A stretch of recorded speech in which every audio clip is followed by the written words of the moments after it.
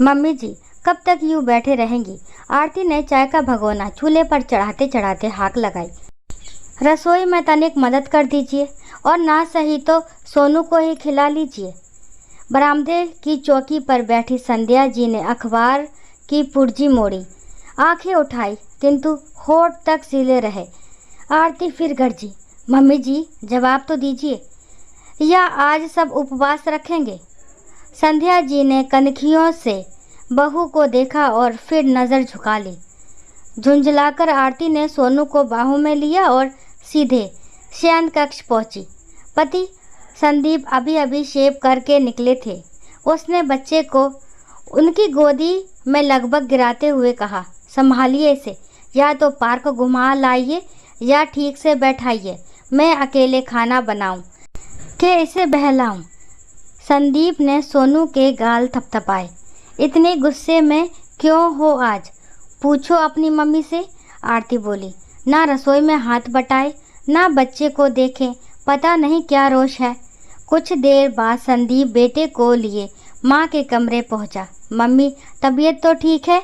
सोनू आपसे खेलना चाहता है। संध्या जी ने एक नज़र डाली, फिर आंखें पुस्तक पर टिका दी। संदीप को खटका लगा। दोबारा पूछा, नाराज़ हैं क्या? पर वही मौन। हाथ मलते हुए रसोई पहुँचे। आरती अभी प्याज काटते काटते बर्तन पटक रही थी। कोई बात तो हुई है? तुमने कुछ कह तो नहीं दिया? सुबह से सांस भी नहीं ली ठीक से, बातें कब करती?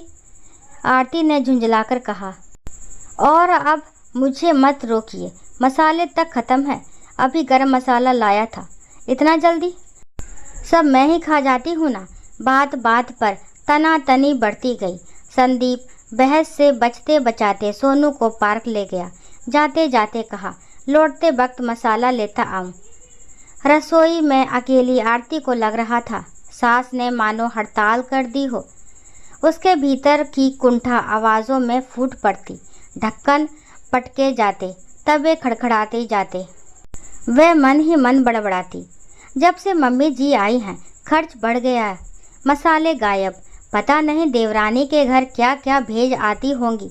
पर सच्चाई ये थी कि बीते महीनों में आरती ने ही अपने मेहमानों का कारवा बढ़ा दिया था।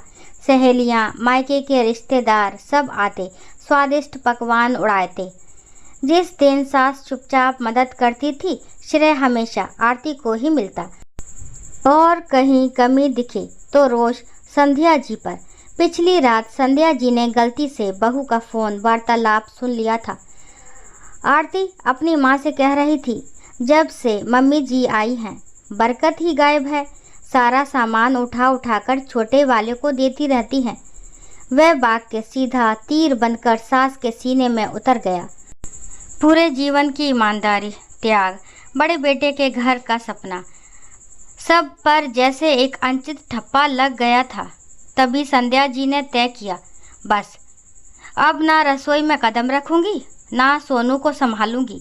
मेरी चुप्पी ही मेरा उत्तर होगी। 12 बजे तक खिचड़ी का माहौल था।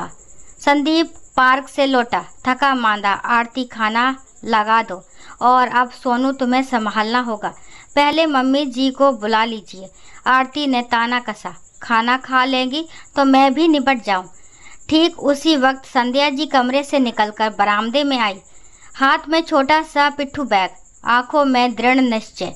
बेटा, मैं अनुज छोटे बेटे के घर जा रही हूँ, वहीं खाना खा लूँगी। कुछ दिन उनके साथ रहकर गांव चली जाऊँगी। संदीप आवाक, मम्मी अचानक घर में क्या दिक्कत है जो? संध्या जी के शब्द लहजे की तलखी से काँप रहे थे, फिर भी संयत। दिक्कत चोरी के इल्ज़ाम की है बेटा। दूसरों के मुंह से सुना तो अनसुना किया, पर कल अपनी बहू के मुंह से सुन लिया। भगवान की दया से छोटे के घर में भी कमी नहीं है कि मैं यहाँ से मसाले उठाकर भेजूँ। बहू ने बहुत सेवा कर ली, अब मुझे भी अपने हाथ पांव हिलाने दो। इतना कह वह बाहर निकल आई। दरवाजे की चौखट पर ठिठकी भी नहीं। संध्या जी के जाते ही घर की हवा बदल गई। डाइनिंग टेबल पर चुप्पी जमी रही। संदीप ने कठोर स्वर में पूछा, ओफो आरती, सच सच बताओ, तुमने मम्मी से चोरी वाली बात कही? आरती ने नज़रें मोड़ ली। मैंने तो बस यूं ही गुस्से में। बात बढ़ी, बहस हुई। सोनू बीच बीच में दादी दादी कह पुकार लगाता रहा, पर दादी जा चुकी थी। अगले हफ्ते भर तक आरती ने अपनी आदत नहीं बदली। रौनक, मेहमान, रसोई का जमा घटा। संदीप भी दफ्तर घर के चक्कर में उलझा रहा, पर अब सहयोग का हाथ न था। थकान बढ़ने लगी। 2 महीने बीतते बीतते वही आरती जो दूसरों के सामने बड़ाई किया करती, अकेले में हांफने लगी। एक शाम ऐसा हुआ कि सोनू तेज बुखार में तपने लगा। ना सास थी, ना माँ बहन आसपास। अस्पताल के चक्कर, दवाइयाँ, फिर भी खाने पीने का इंतज़ाम। तब आरती ने पहली बार सिहर कर सोचा, काश उस दिन मैंने मम्मी जी को अपमानित ना किया होता। धीरे धीरे उसकी मेहमान नवाजी की सूची सिकुड़ने लगी। सहेलियों के लिए व्यंजन रुक रुक कर बनने लगे।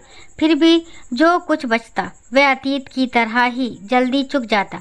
अब दोष देने को कोई न था। आईने सा साफ सच सामने था। समस्या मेरी फजूल खर्च आदत थी, मम्मी जी नहीं। एक रात जब सब सो रहे थे, आरती ने चादर ओढ़े ओढ़े मोबाइल खोला। पुरानी चैट्स पढ़ी, जिन्हें माँ सास के बारे में लिखते समय उसने खुद टाइप किया था। शब्द पत्थर बनकर दिल पर गिरते रहे। बरकत ही नहीं रही, चोरी कर लेती है। आंसू पलकों पर ठहरे। उसने पहली बार गंभीरता से सोचा, क्या मैं सच में इतने निचले स्तर तक जा चुकी थी?